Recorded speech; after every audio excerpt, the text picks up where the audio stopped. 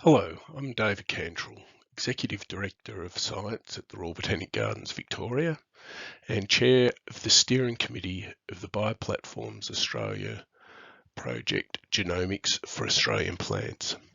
This is a consortium-based project to build capacity across the plant biodiversity community. It's really been informed in part by the decadal plan for taxonomy, where one of the strategic actions is to build a curated, vouchered reference library of DNA sequences covering the breadth of the tree of life in our region. And this project covers the plant component of that. The project itself is funded and it has three focus areas. First being reference genomes, where we're aiming to fill in gaps in the tree of life. A phylogenomics component and a conservation genetics component. And importantly, for all three components of the project, we've got a capacity building element built into it to upskill our community in next generation sequencing technologies.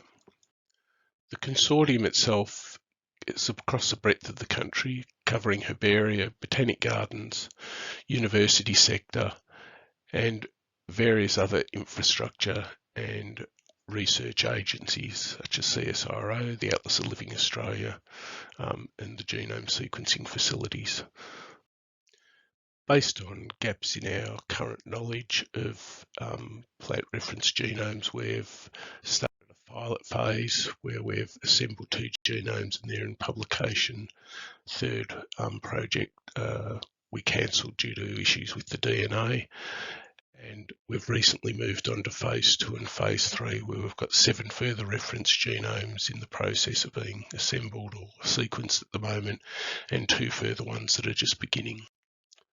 The phylogenomic project, we're aiming to cover all vascular plant species in Australia. We don't have enough funding to do the 24,000, so we've started with the genera.